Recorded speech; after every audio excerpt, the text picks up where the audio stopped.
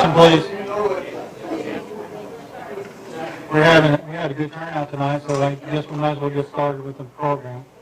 For those who don't know me, my name is Jerry Bidey. I'm president of the Houston County Historic Society. And like I say, glad everybody showed up tonight. And thanks to Oak Brook for letting us have our program down here tonight. We'll start off with the Pledge of Allegiance. Mr. Wayne Richardson, would you lead us in? The flag's over here. You got to holler, Wayne. Lead the pledge, Wayne. That's how you do it.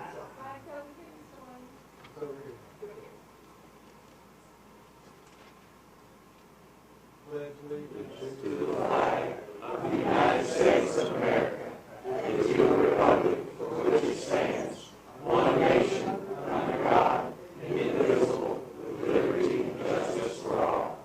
Thank you.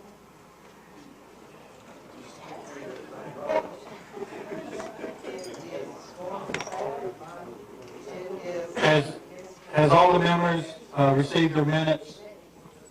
Anybody didn't receive the minutes, raise your hand, please. Either through email or through snail mail. I do have extra copies if anyone wants a copy of last month's meeting. For those that didn't hear, she has extra copies of the meetings last month for anybody who wants a copy of them. Are there any changes that need to be omitted to the minutes? I move they be approved. All right, somebody second them then? I will. All right, thank you. The minutes been approved. Some of the business we need to take care of, we need volunteers for the reenactment at Fort Donaldson, which is going to be down here on 149 at the Industrial Park. And I got a list here. If anybody has the time that they want to come down and watch the booth for the reenactors, we usually do it every year. So just sign your name. If you're not sure what time, just put your name down and we'll try to contact you and let you know what hours we really need volunteers. And also we need volunteers for the booth, which will be Irish Day. You got Jerry is friends and historical society going together. yes, Yes. as far as I know, that's what our plans were. Yes. Yes. And we may not put a big booth out because we had a little bit of an issue last year with us. Some of us having to leave and there wasn't that many there. But, you know, because I'm part of the reunion that they had at the at the Anyway, we know. yeah. And I always go over to it, so I don't want to miss it this year, but I come back. So, but we will be there in the morning, and we'll probably be there in the afternoon. And we're going to be set up in front of the library, and we'll have a tent there. So anybody who wants to come work the booth, put a sign this list right here and put your name down.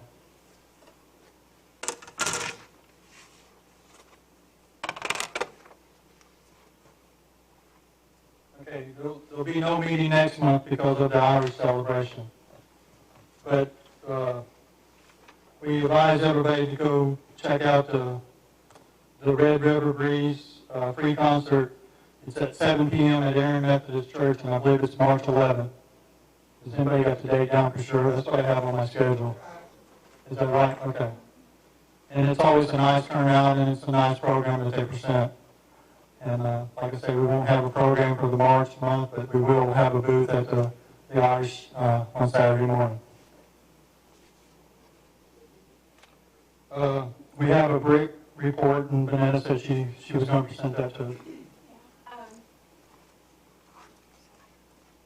Lynn and I went to Dixon 2 weeks ago, and we picked up the bricks that had been ordered and delivered them to the fire department. They're stored in the basement at the fire department.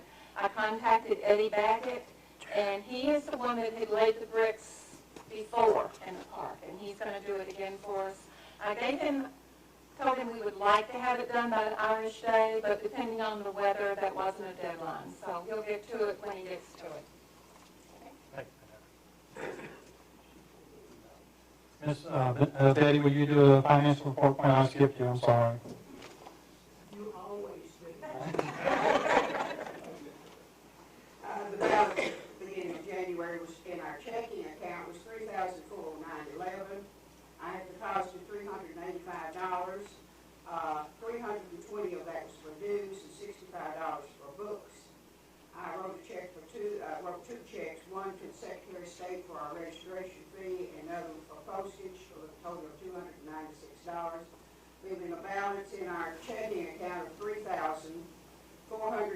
$8.11. In our memorial account, our balance was $2,548.40. I wrote a check for $756.39 for the bricks, leaving a balance in that account of $1,702.01. Our certificate of deposit, the balance on it is $10,573.27. Anybody has any questions? Thank you, Ms. Betty. Is there any more old business we need to take care of? I have one. Someone left a, sorry. That's all. No. Dish towel. A dish towel at the November meeting at the archives. If this is your dish towel, I remember to bring it. Any new business we need to take care of? This is going pretty smooth tonight. Don't get used to it. What are the dates on those two things you need volunteers for? The reenactment is, do you know Donald right off? Yeah, it's on the sheet. It's Saturday and Sunday after the Irish Day. So probably the 22nd, 23rd. March 22nd and 23rd. And this one here for the Irish booth is going to be 15th. From the setup's going to start at 7:30 a.m. and we'll go until we can leave, or until the crowd quits coming around. So, one thing I needed to bring up, I meant to last meeting, I didn't do it, is I was contacted by Cindy Henson. She lives down in McKinnon, close to, well, I think she's a husband to Cool Pop. They have a house that they were wanting to donate to us, and it's the same thing as what we've been through before. We really can't afford to move a house. We can't keep an upkeep of a house, so I told her I'd bring it up in front of us. And she told me it was one of the houses that came from Danville that they moved up to where, I think they got a little barbecue place there, if anybody's familiar with it. And she was telling me that she thought it was a Henson's house that was moved to 147 up close to where Cool Pot lives, if anybody knows or is familiar with that. But I brought it up, and I told her that we wasn't financially sound enough to support something like that. And anybody's got any ideas about it and they want to contact her, feel free to, because she contacted me and asked me about it. Well, without further ado, I guess we'll start our program. Who would like to go first with our show and tell? Oh, I'm sorry, Melissa. Yeah, Melissa wants to do it all okay. I want to see the stuff that everybody's wrong.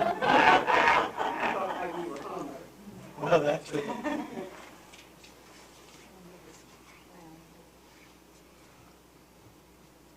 For those of you that don't know me, I'm Melissa Barker. I'm the Houston County Archivist, and I try to give a little bit of an update of what's going on with the archives at our meetings. We've been very blessed since we met last. We've received 2 grants from the Tennessee State Urban Archives. The first grant is a local government grant. It is specifically only to be used for government records, which include the court records, marriage records, mayor's records, highway department, anything like that we have to keep permanently. And also the temporary records that we have to keep for just a certain amount of time. We got $4,300 for that. And we're going to use that to buy boxes and file folders to archive the records that are still stored at the old jail and the jail cells. We're still renovating the old jail. We've done the major part of the renovation. We still need to clean it and paint it and get the shelves ordered and put up. And then we'll be able to move the old records down, start going through those. The other grant that we got was for $1,000. It was for historical records only. And we're going to take the scrapbooks. Some of the scrapbooks was within the Historical Society collection that we got about a year ago. And we have about a dozen scrapbooks. And they also include, if any of you know about them, the TVA photographs that are in three ring binders that the library had. She gave us, Kay French gave them to the archives. They are photographs from the first shovel of dirt that they did out here in TVA in Cumberland City all the way to the end. It was done by Mr. Adams, took the photographs. And he wrote information about each photograph. but it's in a medium that is not archival, so we're going to preserve that better. We were very, very fortunate because usually you get one or the other grant. And this year, not very many archives applied for grant money, which I don't understand. And so we were very lucky. We were one of a handful that got both. So that's about $5,300 we've gotten this year. And for the 3 years that the archives have been open, we have received almost $20,000 in grant monies. So we're doing pretty good. Let's see. Oh, we're doing great. The archives is doing great. We continue to process records. We're actually working on some old highway department records right now, and that's part of what I'm going to show tonight. And they're very interesting. They include a lot of names from this area that helped with building roads and upkeep of roads, and that's great, great genealogical information. We continue to get visitors. We had the tourism, I think it was the State Tourism Board today, Tennessee Trails. They were here today. They came and toured our archives, and I think they were impressed with what we're doing. I was able to show them the Jack Henson document, and they were very excited about that. And, you know, explain to them that archives are also part of tourism. They bring in tourists to do research. So the last thing I wanted to say was I wanted to thank everyone tonight, and especially a few of you. When I walked in tonight, people started coming to me and bringing me things for the archives, because that's what I've been preaching for 3 years. Don't throw it away. Give it to the archives. But I just wanted to recognize, because I did get several tonight, Miss Peggy Breeden. Where's Miss Peggy? There she is. She came in and she says, here. She says, it's probably a bunch of garbage. And she says, here. And so it is a file folder of old yellowed newspaper clippings. I had another person today at work bring me a stack of newspaper clippings and said, it's probably garbage. I said, no, it's yellow. So it's what we keep.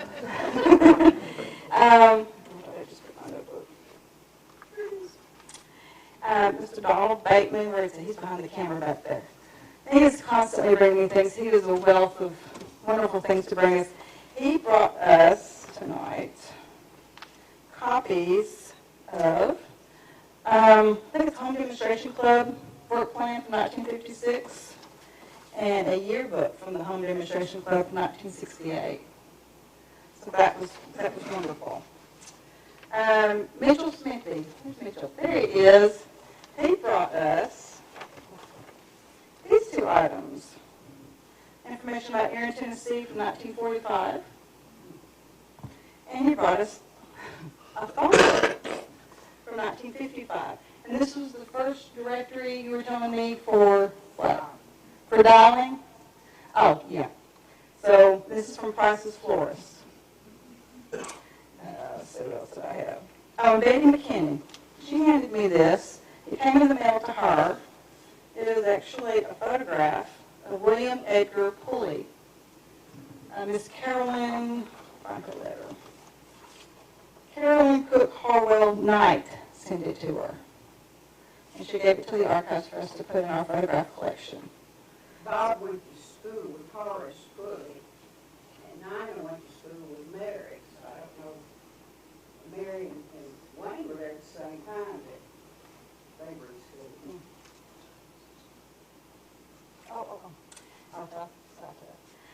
So I just wanted to thank everyone for bringing things. That's what the archives is for. You know, I really tell people don't throw it away. Even if you think it's garbage, bring it to me. You know, we'll look at it, decide if it's garbage and throw it away, but most likely it won't be. So I just wanted to thank those people for bringing that. One other thing, she's not here tonight, so I can really talk about her. Kay French is retiring from the library after 39 years. We are having a reception for her on February the 16th at Traditions Bank between 2 and 5 o'clock. We're asking everyone to come, bring a card or something, and just celebrate her many, many years of service to our county and library. So I appreciate y'all coming up for that. And go in the east door and down the stairs. It's in the basement. Which one is east? Away from me. Just get out early in the morning and figure out what day the sun comes up. Thank you, Melissa. Well, without further ado, I guess we'll start our program. Who would like to start? All right, well, Pretty good volunteer. I appreciate that, Larry. You said you had it like that. I got a few things. They're not really old, not like this guy's.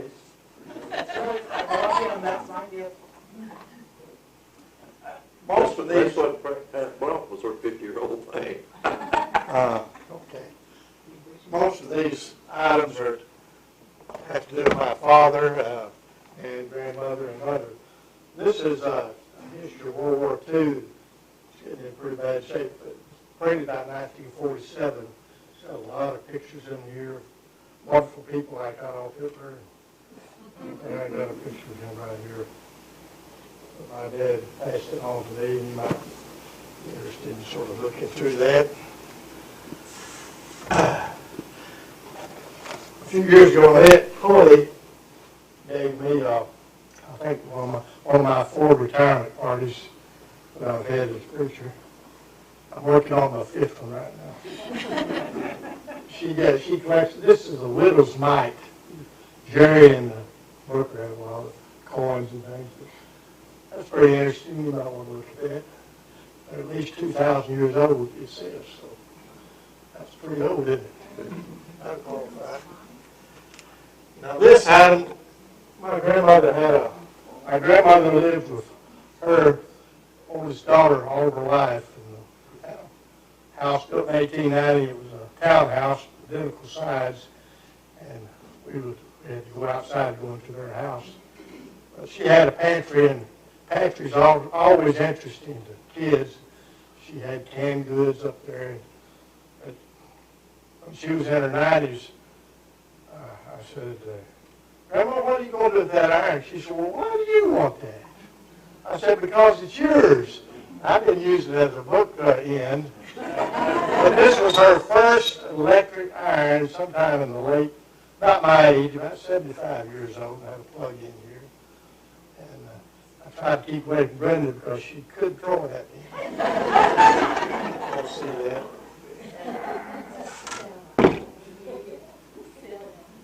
I don't know how, this is not real old, but I think this was my mother's old clothespin. I don't know how old that is. I got some of those. How old are they?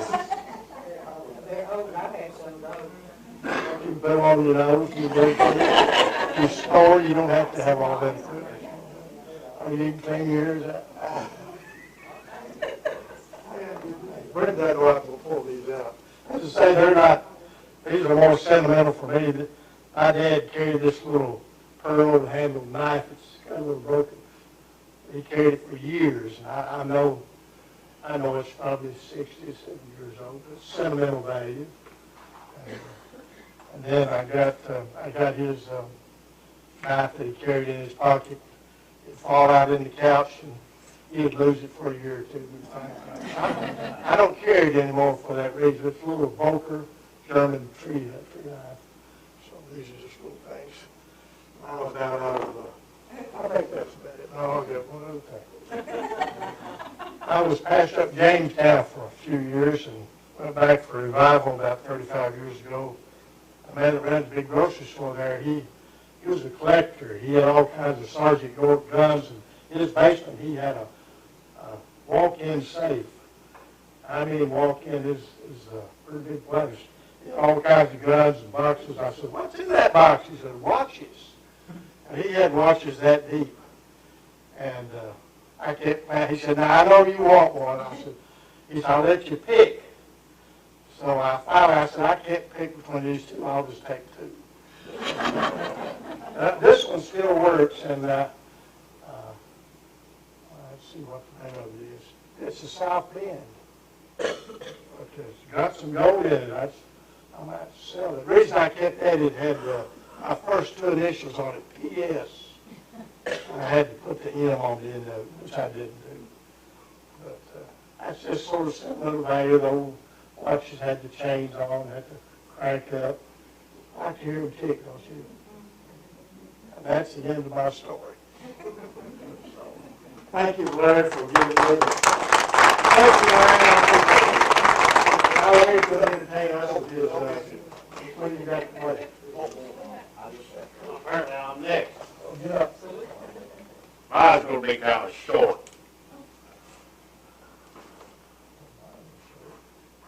I brought an item here that probably no one has ever seen. It's a 6-inch barrel Derringer pistol. It's not loaded, it's a 22 caliber. It's part stainless steel, and the barrel is part oxygen and round. And I had a hard time finding any information about it. I went up to the library, and they got gun books up there, and I did find some information about the gun. And then I went and got a person that had a computer. Because I don't have one. I don't have enough intelligence to even turn one on. But anyhow, it says right, this gun right here was made between 1880 and 1920. And it's from the end of the Civil War, beginning, Stephen Orange Company made a single-shot tip-up barrel pistol in somewhat a bewildered variety of varieties of a model designation. These pistols were both made target and pocket pistols in configurations. Now they also made a handle that came right here that you put it up against your shoulder. And up to just several years ago, it was against the law to own one of these kind of guns. And I checked it out on the computer, and these I got a bunch of pictures here that come off of. Here's the pistol right here. It's got a peak sight on one end and a bead sight on the other. It's adjustable. It's a variety of a pistol and a Derringer. So I don't know if anybody's ever seen one or not. But anyhow, I thought I'd bring it up here to show it being. I've had this about 40 years myself. And, what do you call that gun again? what did you call it? Well, I call it a Derringer. It don't have a guard on the pistol, on the hammer, and but now the people that made it, they got two names for it. They call it a Stevens Dyna number 42, and of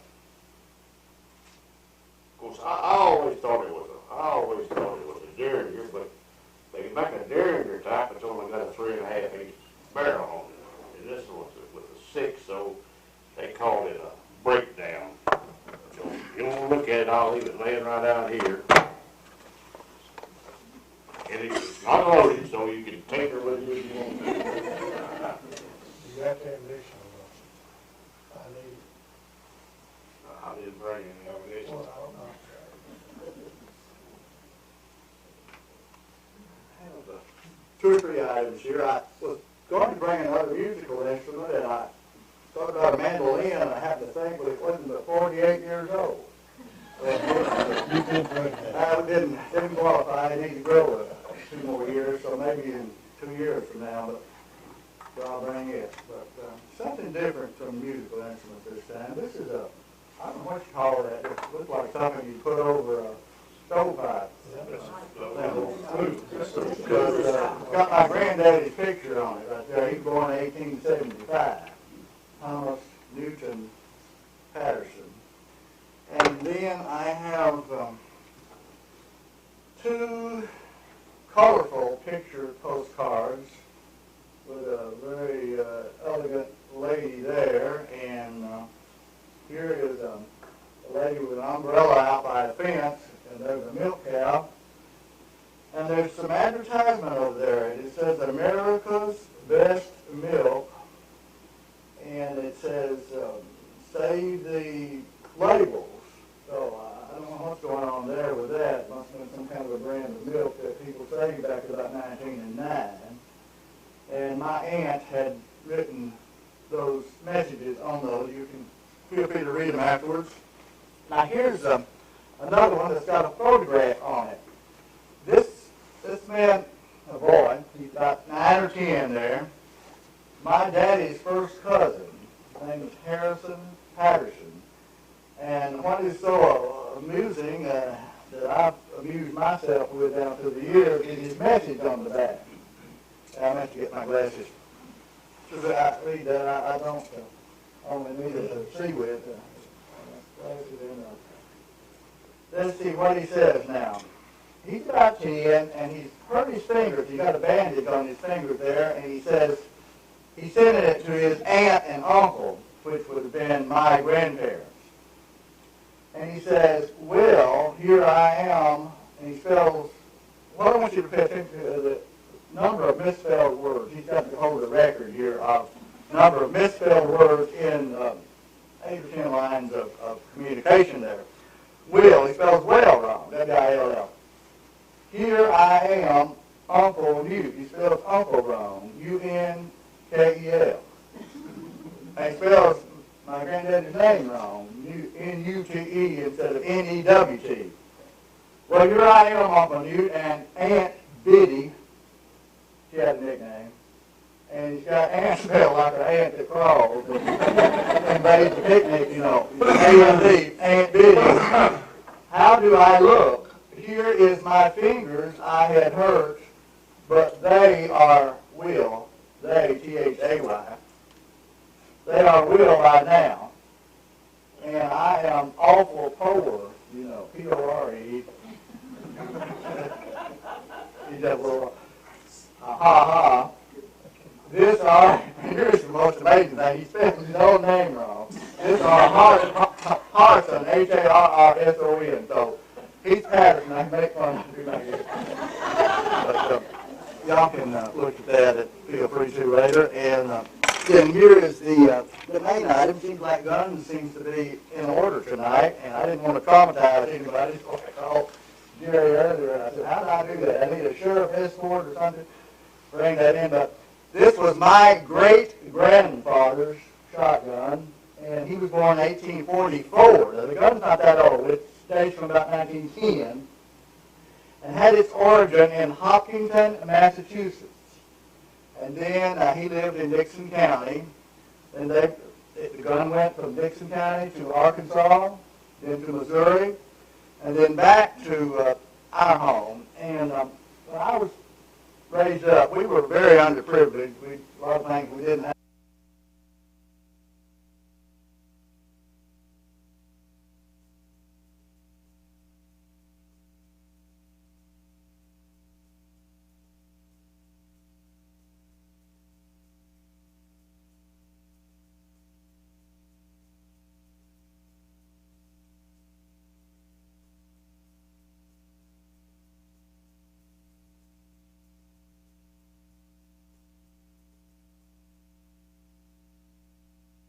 This one was in Missouri, and when we go visit, they'd say, my daddy came right, "Ray, we're going to send that shotgun back down there with you. You ought to have it. You're the oldest son, and so I want you to take it when you leave." Somehow we forget it every time. It got to worry me. I was 13 years old, and we didn't have a gun. I saved up my pocket change and sent it up there to my kinfolks and said, "Please use this money as postage to send the gun to us. We need it to shoot rabbits and hawks." And I don't know if he ever did shoot a rabbit or a hawk, but he shot a lot of squirrels, and at least one partridge or a bobwhite quail, I think, that I had shot with it. And it is a 12 gauge, and made in Hopkinton, Massachusetts. It's got a weird name, Andrew Firebird and Sons, I think. And I had hunted a lot with it, and it first took me a long time to get my nerve up to shoot it, because that's a great big gun for a 13, 14-year-old boy. And I remember I set me up an oil can out in the edge of the field and got back, and I just shut my eyes and blew that can to oblivion. And it was a long time before I ever killed a squirrel, because I think I shut my eyes before I got ready to pull the trigger. When the thing just pointed toward a squirrel, I think I ought to do it. But that's that, and Brother Paul, you can round up a feist dog and meet me out here somewhere. We'll go possum hunting. Dead or alive? We better have the dog alive. And next.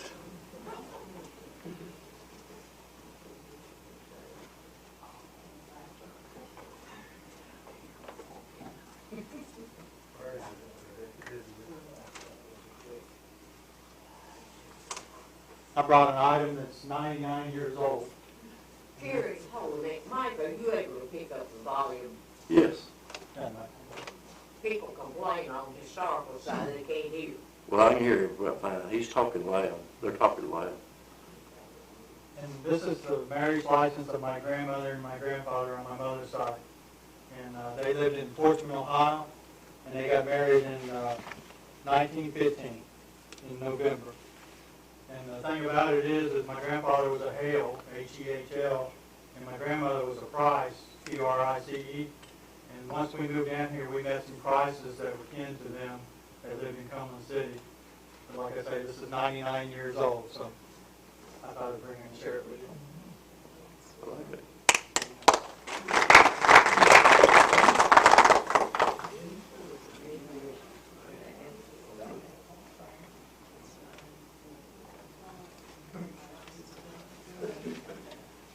This is a razor blade. People, I guess, couldn't afford razor blades, so they sharpen. And it's supposed to have a double edge in it, but I got a single edge.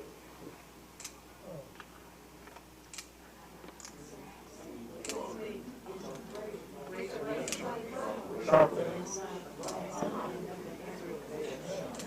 Yes. And it's got a craft on it, and it's soft. I'll leave that up here so I can look at it.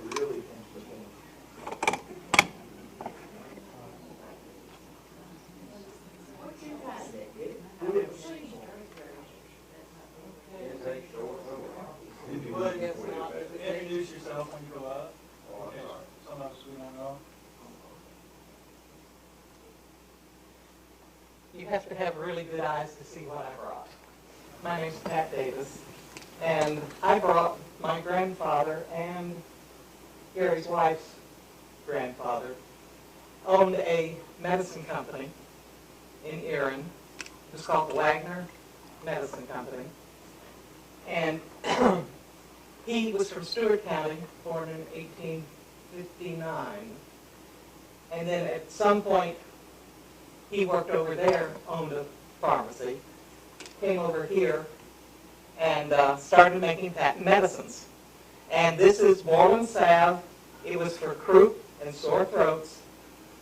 And I just thought you might enjoy it. I will set it up here. This is Borland, B-O-R-O-L-A-N, Borland salve for croup and sore throats. And it has Wagner Medicine Company here in Tennessee.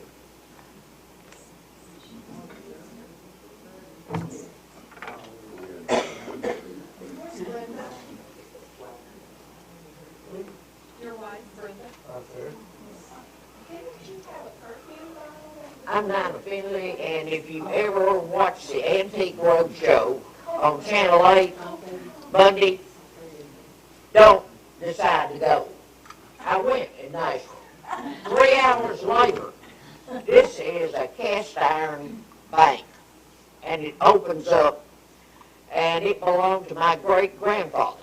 They confirmed it was before 1900. But I stood in line 3 hours in Nashville, and you walked, they had lines out there, and you went around and around. So I can appreciate the Antique Roadshow, the people that have enough nerve to stay there 3 hours and to find out I have a late 1800 iron bank. Did they tell you it's worth anything? We're proud of you. So did they give you value for it? They said about 150. Put a dime in it, we want TNC. While Jerry's getting that, Lynette had asked a question about the Wagner Medicine Company, and she asked Brenda if she didn't have something that was in the cosmetic line.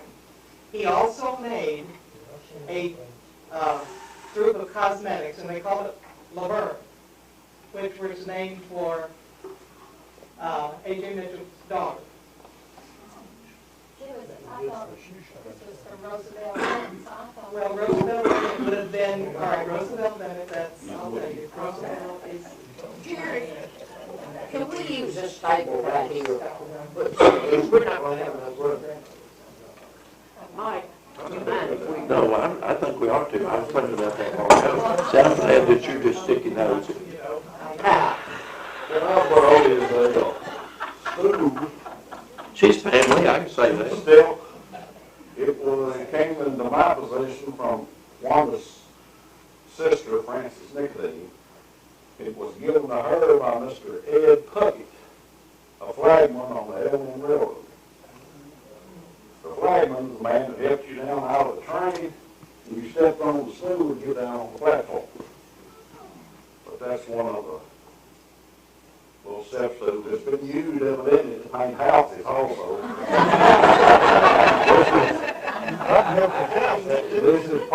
This is the condition I got it in, except it had a few spider webs in it. My wife graciously cleaned up for me. But it's a L&M Railroad old person's stuff, I guess. It might have a road train that probably stepped on it or jumped off the track. Yeah, everybody down, do down.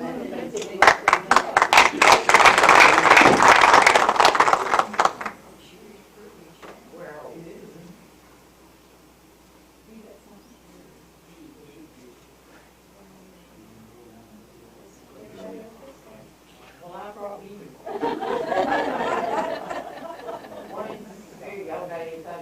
Yeah, yeah, better.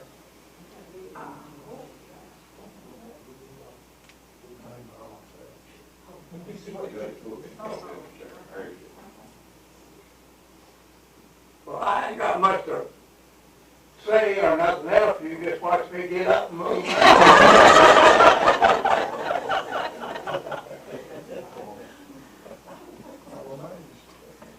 Let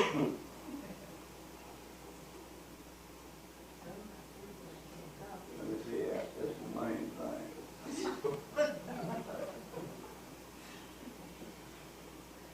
Here's something that we've had hanging in our house, my wife and I, ever since we've been know one another and hanging out with one another. But the thing about it is, it's very old. It's been here for many years, and anybody, all of y'all, book, all of you, y'all know Daddy. My daddy, he was a bird hunter and a deer hunter, and he loved deer hunting and bird hunting and this, that, and other. And of course, if I'd have just hadn't have done it, I would have taken care of it. And now I had it to show y'all. I could show y'all some guns and so forth, so on, that would just tear you up. But after all said and done, we're out here playing together and this, that, and other. But here's a walking stick right here that belonged to my daddy. It's got to be over 88 because I'm 88. And so it's got to be over that. And this was, I've been in the family all the time. That was the wedding gift of your mother and daddy from Mr. and Miss Anderson. Now she can tell you this because Mother wouldn't tell me all that kind of stuff. But she told her that this was a wedding gift for her. So, and this is all that I've got. I could have bought a bunch, but I'll let it go at that. Let somebody else have a floor.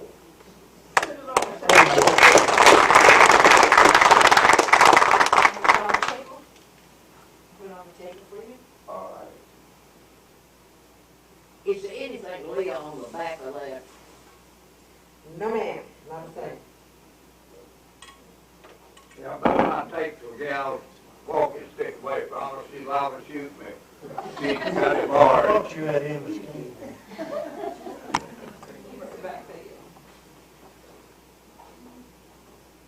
Thank you, ma'am, for letting me borrow it again.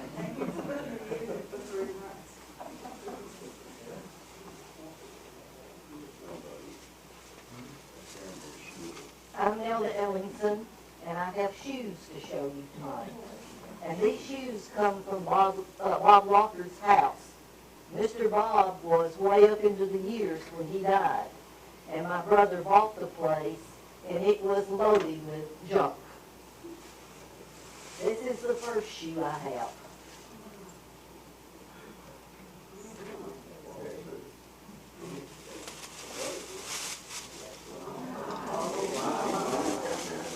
Then I have these shoes. And they wore these. And they're not a pair. They're both for a different foot. I don't know if they all fit the same foot or what it is, but they're not that pair. Now, what size would they be? 4? I don't know what size they are. Maybe a 2. But see how these lace up? That part let out. My grandmother wore size 1.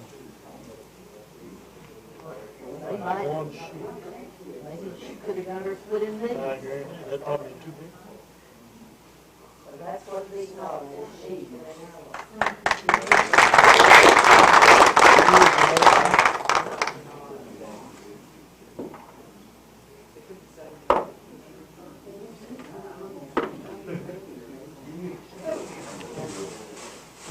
I'm not going over there, y'all hear me. Several years ago, I'd say 8 or 10 years ago, Christine Sykes gave me this cookbook. It's 1950. I think it must have been put out by the Home Demonstration Club, but it doesn't say. But it doesn't say on the inside, just dedicated to the people that helped do it. But the thing about it is, I've gone through every page of this cookbook. I know everybody in it. And everybody in it except 2 people have passed away. I was in high school with one of them, Willie Stanford, still, she passed away, but she had recipes in here, and Dorothy Lee Knight and Dorothy Lee's still living. As far as I know, I think she might be the only one that's living that has had recipes in here, but these are people that, I mean, they were fantastic cooks, and I remember, and I didn't remember every one of them. But I have just enjoyed reading the recipes and who wrote, especially Miss Hattie Atchison. People didn't know Miss Hattie Atchison. They missed something. She was a fine, fine lady and very comical. Also, I have a picture. This picture is 87 years old. I know it's a picture of Bob when he was a baby. He turned 87 a couple weeks ago. Happy birthday, Bob. So that, well, I know, and it says on the back of the picture, his mother had written, Bobby, 1927. So we know that's him. And Mr. Beard probably made the picture. It doesn't say who made it. It just says Bobby, 1927. And I do know that's 87 years old. Yeah. Okay, I have here a certificate of stock that was issued 1921. And it's for Huron Oil and Gas Company. When these wildcatters going through this country, drilling for oil, this stock was, share was $1. 5 shares for $5. And it was made out to Mr. J.B. Richardson. You know J.B. Richardson? That's right. That's was.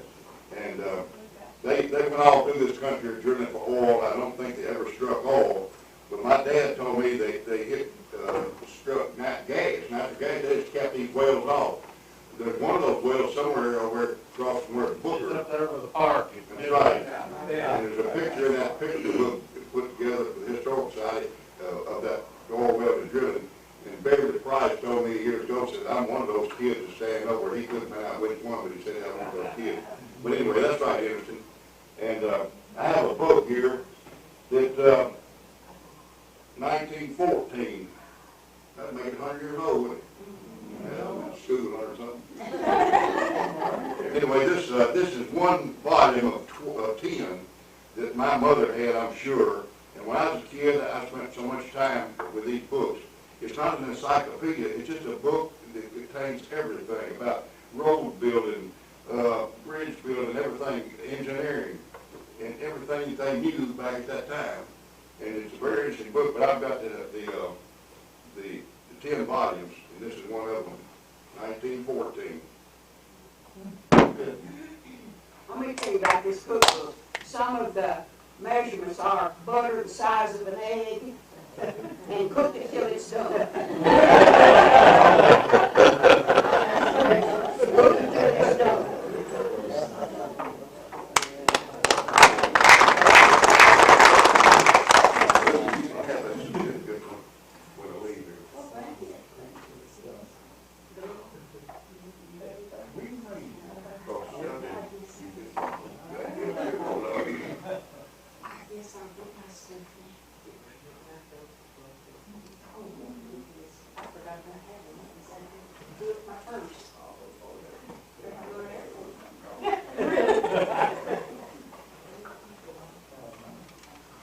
Yeah, I got a big old knife.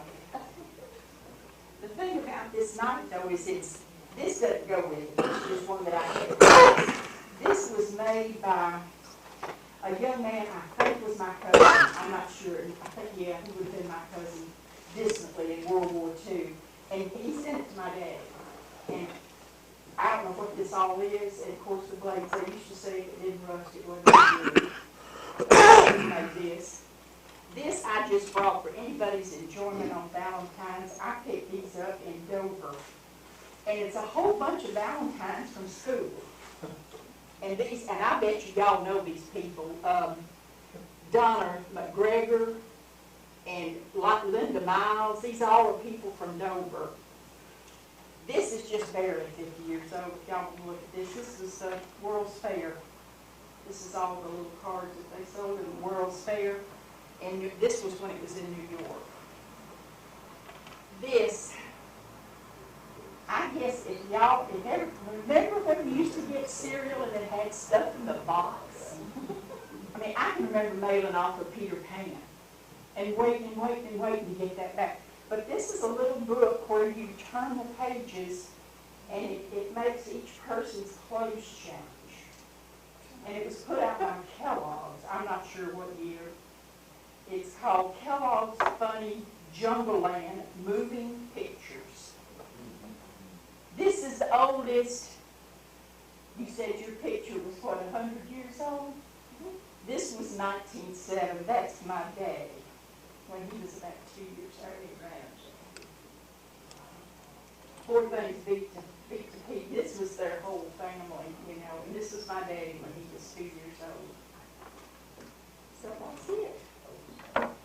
Y'all look and see if you know them people.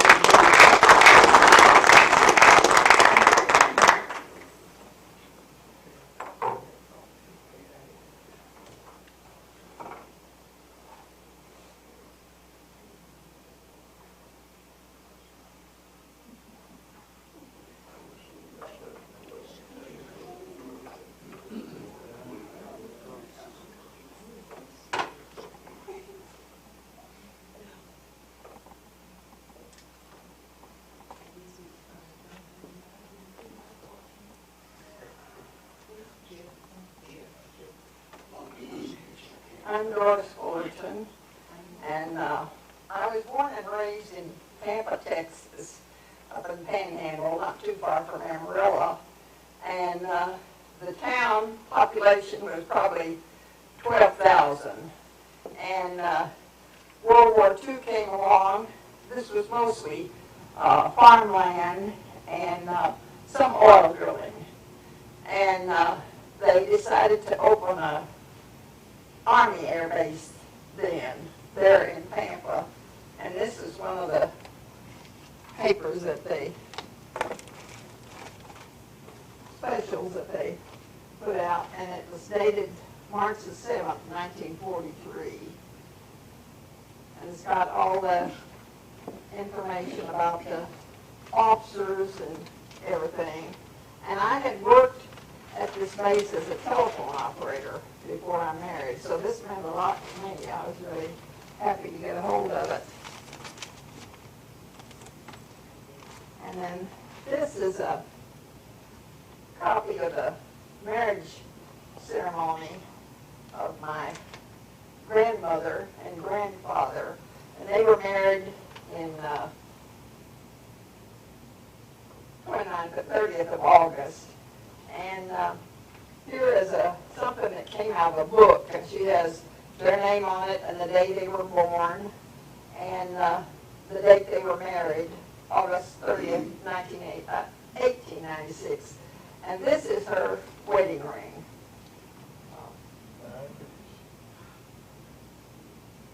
Thank you.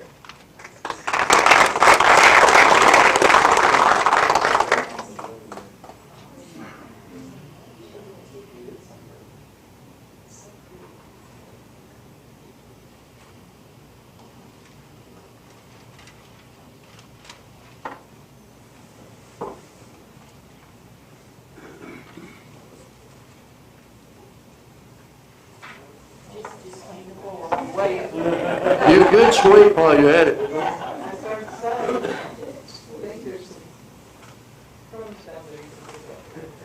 I brought a almost 100-year-old vacuum cleaner. This was, I'm told that these are called Bissell sweepers. Yes, they are. Okay, and it's wood. This has actually been donated to the archives by Jesse Massey, and it still works.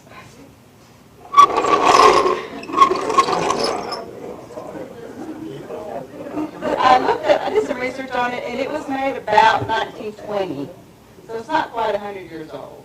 But it still works, and you can still find these types of looking sweepers today in the stores. So the design hasn't really changed, and it still works. So I thought that was pretty interesting. The documents that I brought, we've just been working on actually this last couple of weeks. They're Highway Department, Houston County Highway Department records. And most of us may not realize, some of you may, years and years and years ago, when you lived on your road, you were actually required to upkeep your own road. And so these are some of those records of names listed. This one's actually Bateman Branch Road, out where Donald's family is from. And it lists the workers who worked on the road, and they are people who live there. And this one here is a list of people who and how much gravel they received for their road. I'm uncertain if they actually worked the road, because one of these lists a woman, Sally Nichols, who is Miss Pat's grandmother. And so these records may not seem very important to a lot of people, but they have people's names on them. And as a genealogist and someone who does genealogy, I know that sometimes our ancestors, it's very difficult to find records on them, but if we save this, then they're listed at least once somewhere. And so I'll put these out here for y'all to see. But I had to bring the sweeper because this is one of my favorite artifacts so far. Because it still works. You use it all the time, don't you? Oh, I do. These are dated 1930s. Well, is the Bissell company that still makes vacuum cleaners, are they part of the family? Yeah. Yeah, I would imagine, yeah. They still make them. You can still. Yeah, they do. See? You gave away.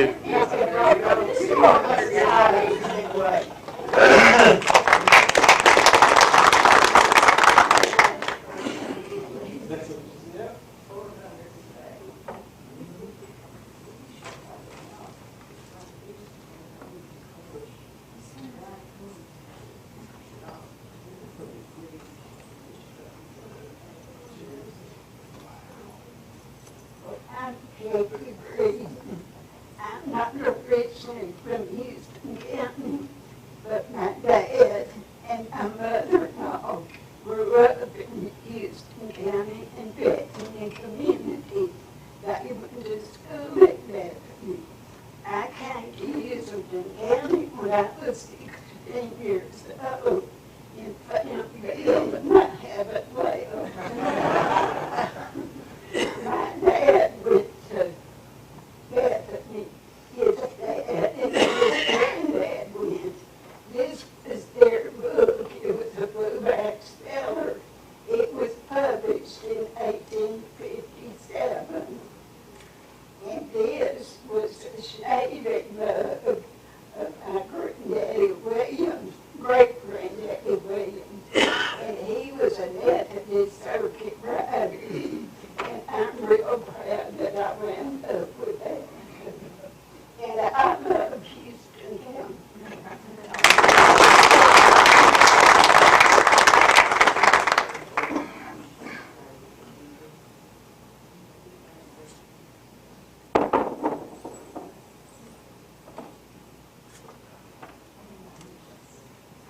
Melanie Lowe, and this picture here, which not uncommon to see old pictures.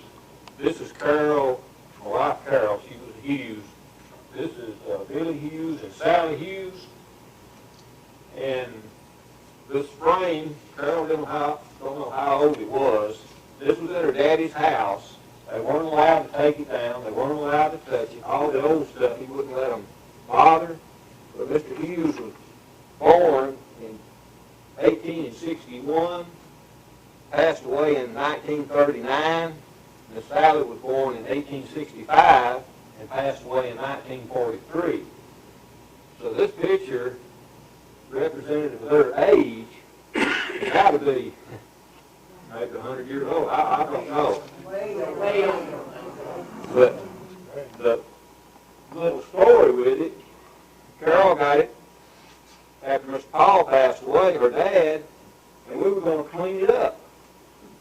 An old photograph. We started cleaning and we was getting stuff off the picture. This is a drawing. It's not a picture. It's really unique. And don't know the history behind it, but I understand there used to be people that would travel through the countryside doing drawings and stuff, so it's really unique in that it's a drawing, not a picture. And the frame, too, is pretty old, too. We don't know how. We had it redone stuff, but don't know how old it is. When you look at this, these people, they took pride. Look at their hair. You know they didn't have a whole lot of clothes, but you look at them, they're just as neat as a pin. They weren't flashy in their appearance. They were really trim. Anyhow, that's the story of that.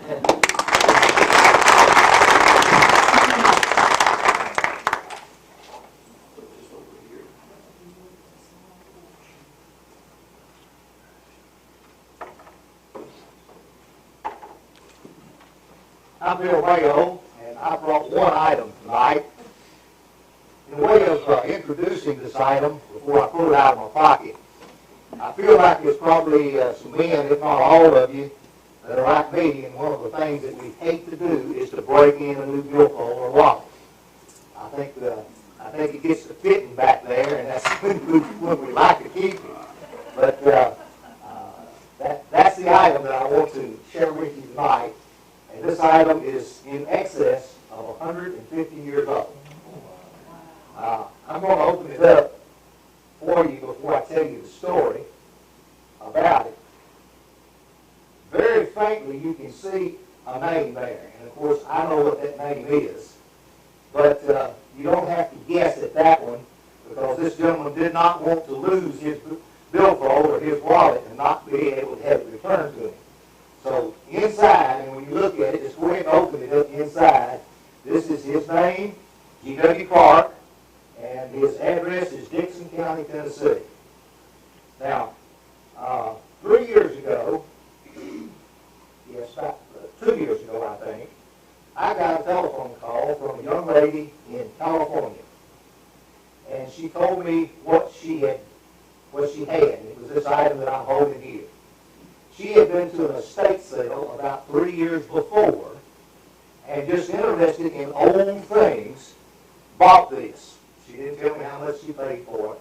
But when she got it home, she found just what I showed you. That is the identification and location. And it got her interested in researching who this might have belonged to. And it also got her interested in doing her own genealogy. So that's the reason that it stayed around in her possession for 3 years. When she called me, she says, I'd be glad for you to have it. And she told me, she explained to me that in her research of her genealogy and working with Ancestry.com, she found my family tree. And she found this gentleman on my family tree and asked me would I like to have it. And I, of course, certainly did. So she sent this to me, and I had never seen anything like it, but since then I've seen that this design is certainly characteristic of the middle 1800s. Now, the gentleman as I will give a little more of the story, was in Charlotte, Tennessee. In 1861, he joined Company D, the 49th Tennessee Infantry, Confederate States of America. And shortly thereafter, this is from his medical record, military record, that I obtained from the Tennessee State Archives. Shortly thereafter, he was shipped off south. He ended up in Georgia for a period of time. And to shorten the story a little bit, in October of 1863, only 2 years later, he was discharged from Fort Madison, Louisiana.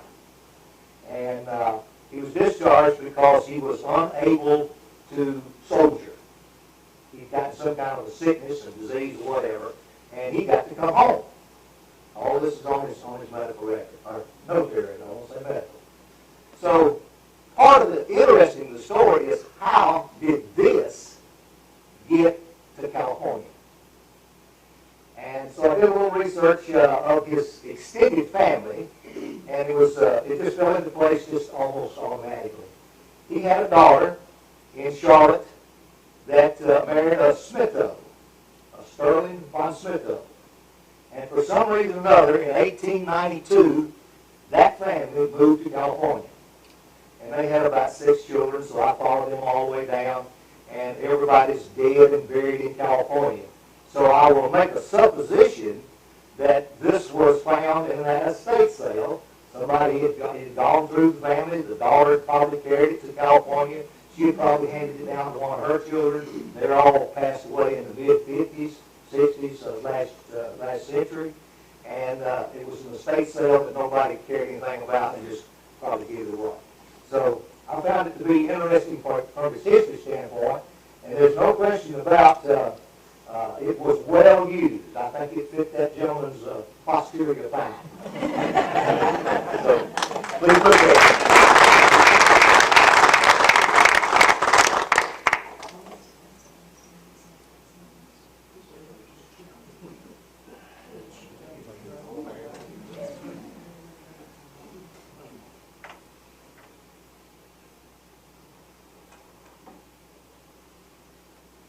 This is my mother and dad.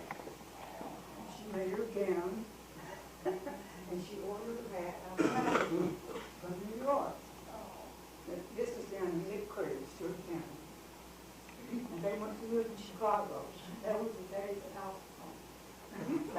And they could really tell some good stories. What were their names? What were their names? Pardon? Names. What was their names? Oh, Wilkinson? Carol and Porter Wilkinson.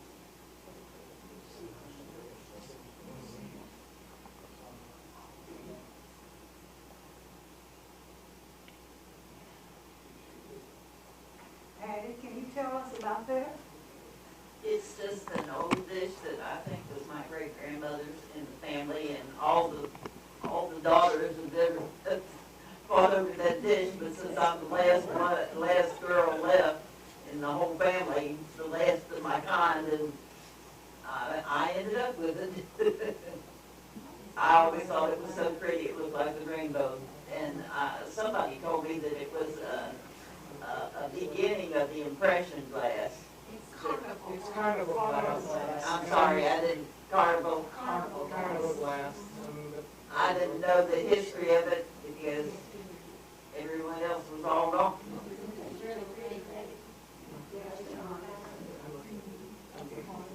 She had many, many beautiful flames.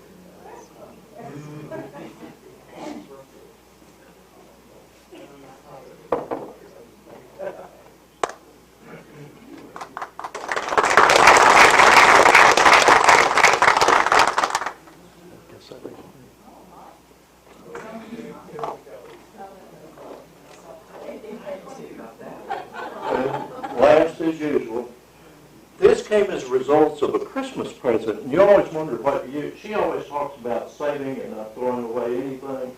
Well, I'm a firm believer in that also. And every year, since my oldest son got married, I would try to buy something unusual for their Christmas. And Her first one was a bird made entirely out of plumbing parts from it was a cabin in Colorado that no longer exists at any point in time. And so, and that was, what, how many years ago? Well, that was, yeah, a bunch. And it was called a chicken because that's what it was. It looked like a big chicken is what it did. And it was, like I said, it made entirely out of plumbing parts. And so my son, this last Christmas, decided that he would bring me something that he thought would make it even. And so if you wonder what you want to do with old parts you might have laying around and can't use, think outside the box, and this is something that you'll come up with. Oil, people, I think these are grease holders, and of course everybody knows what gunk is, and this was some kind of a cook thing, and of course the old box camera. Many of us probably used one of these. Yeah, so anyway, that's my what I brought to show off. Something I'm very proud of because my son thought that much of it.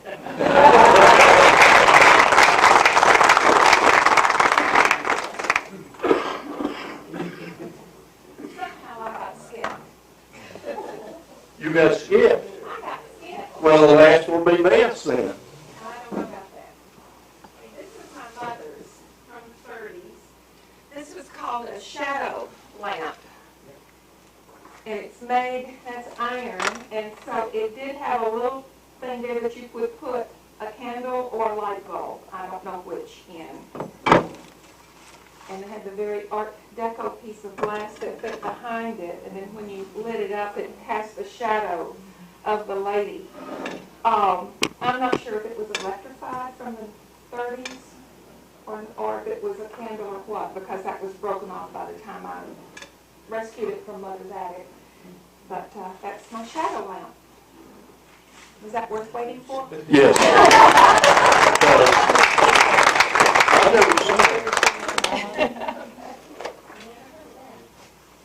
Anybody else got anything they need to show us? I think we could give the Antique Roadshow a run for the money. I think so. Yes, sir. Like I say again, there's no program in March. Our next program will be April the 8th at here in City Hall at 7 p.m. And Bob McKinnon is going to do a presentation on the honor flight that he attended last year. Is there any other business that we need to bring up? Did everyone sign in? Anyone who didn't? Your son did. Somebody signed you. Okay. And again, I'd like to thank Oak Brook, and a good hand of applause there for him. And I hope we get invited back next February, because this is always an interesting program. So without anything else, I close the meeting.